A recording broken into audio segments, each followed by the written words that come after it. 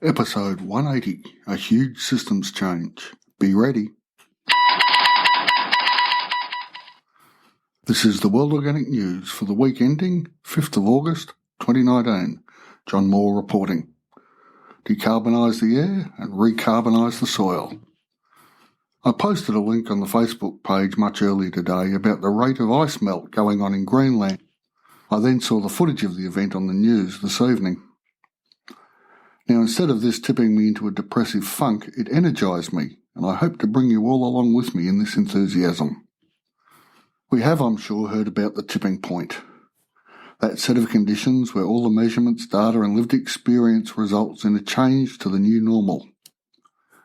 Now, a lot of the climate scientists have been, and particularly people like Greenpeace and whatnot, have been talking about this tipping point turning us into period of just disasters, but I think we can look at it a different way. After all, we've all been through this in life, or we will. A moment of satori, a blinding flash of inspiration, and our lives will never be the same again. Now myself, before and after my first parachute jump is one such example. Back when I did it, we weren't strapped to an experienced jumper, we were on static lines that opened the chute for us. I have no words for the change that occurred in those 2 minutes from aeroplane to ground, but I was a different person.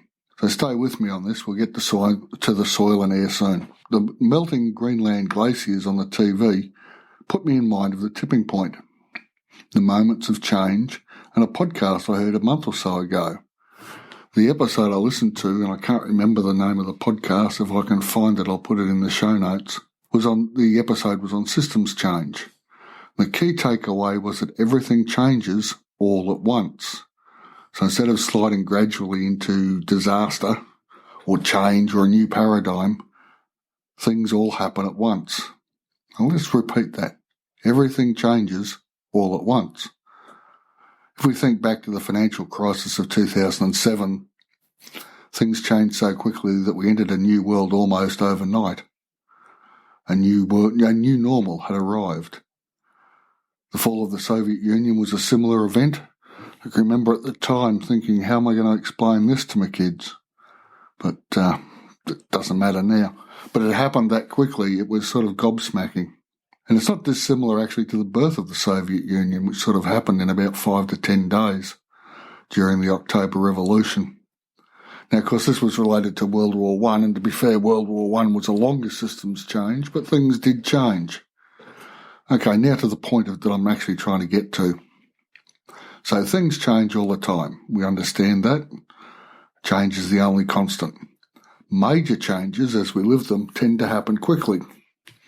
And in retrospect, they seem obvious. Compromised financial instruments leading up to 2007, internal tensions in the Soviets before the collapse of the Soviet Union, of course the moribund Tsarist regime and the authoritarian nature and whatnot, and people being crushed. So, of course, all these things were going to happen because they did. Well, perhaps not quite that determinist, but something happened. And when we look backwards, it all seems obvious. But living through it, it's not quite as clear. As I look around us, I see we are at or near a similar set of circumstances, not the same as the Soviets or the financial crisis or whatever like that. But let's look at the situation. We have rising obesity levels rolling out across the world as the ubiquitous American diet seems to be taken on with gay abandon by those people that are industrialising. We have collapsing bee numbers, which doesn't seem to be slowing down in any way, shape or form, despite the fact that it's fairly obvious that the background pesticide levels are having an effect. There's soil losses every year, but we're covering them up by pumping extra nitrogen into the soil. So we get to the point where some places are now growing food in what appears to be just a giant hydroponic system based on subsoil rather than actual living soil. And another big change that's happened is that Monsanto is actually being sued rather than the other way round. Across great parts of the world, we have year-long fire seasons, the melting glaciers I mentioned earlier, large chunks falling off the Antarctic ice sheet. Apparently there's been 5-month-long floods in the US across parts of the Midwest. There's fires in Siberia, and Pacific Island states are drowning as sea levels rise. I could go on. There's any number of signs, as they say. What's to be done? Well, I'm working on the assumption that the paradigm has already shifted, even though we haven't seen the effects yet.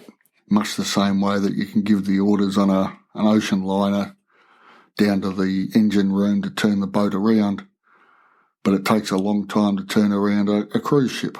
So let's go with the assumption that things are already happening or have already happened.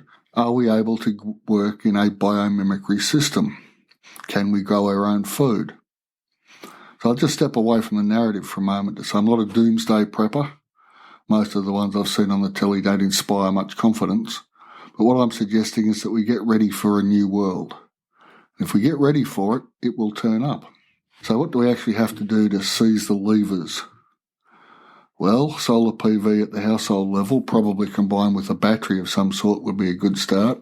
And that's already rolling out across much of the world. As the prices for solar PV come down, as the economies of scale kick in, we just need to hook up the batteries, and then we can work on hooking up blocks of suburbia together so that people can be interconnected.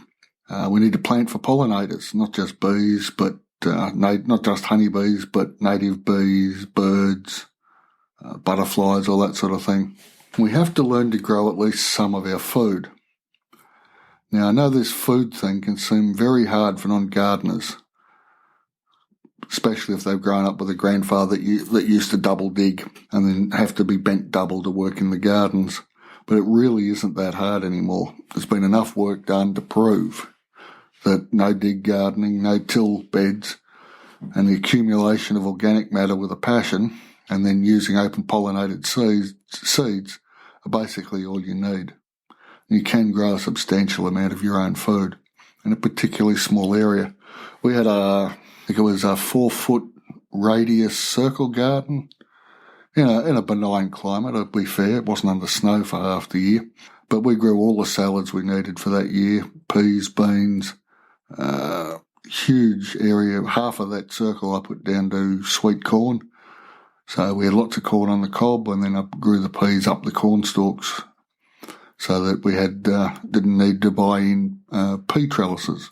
There are ways and means of doing this. And 4-foot radius circle garden is not that big. And if you got 2 or 3 of those, then you'll basically live on salad if you need to, and it won't kill you. It'll actually probably do you good. So lettuces will grow most of the year. We had bok choy and mizuna and silver beet. And with the lettuces and the silver beet and things, they just picked the leaves from the outside so that they ended up looking all gnarly and horrible, but they were still producing good food. Another way we can get into this is to join a community garden, because there's people there that are already doing what we need to do and who know how to do it. And a lot of these are being set up by permaculture people and no-dig enthusiasts. And it's a great way to both learn new skills and to meet people. And it's the interconnection with people that will get us through this next little phase. And the key to living in a change system is a network of support as we go through the change. Otherwise it could be overwhelming. And so we don't just need food growers, even though they're important, but we need cooks and chefs and preservers and poets, particularly poets. But that's probably an issue for another podcast. To do this, though, we must first remember what Bill Mollison recommended. We just need 10% of us to move from consumption to production to fix most of the world's problems. As we do this, we'll be turning every piece of land from a fossil fuel consuming vacuum and waste production area into a food producing, biodiversity promoting carbon sink. We're at the stage, people, where we can actually fix this. Things will never be the same as they were. There's been too much damage, I guess you'd say. Too much carbon accumulated in the air to start with, but it'll take a little while to suck it back out into the soils. But things were never going to be the same as they were anyway. Remember, change is the only constant. What we need to do is grasp the change, rather than look for ways to avoid it. Direct it lovingly and bring others with us. All we have to do is this: decarbonise the air, recarbonise the soil.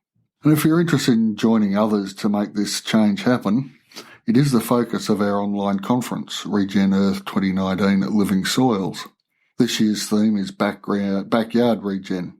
Over 300 years of accumulated knowledges and experiences from our presenters, spread over 3 nights, a couple of hours a night, and all for just $67 Australian, which works out to be extremely cheap in other currencies, unless, of course, you're on the New Zealand dollar when it's about parity. There are links in the show notes. Thanks for listening, and I'll be back next week.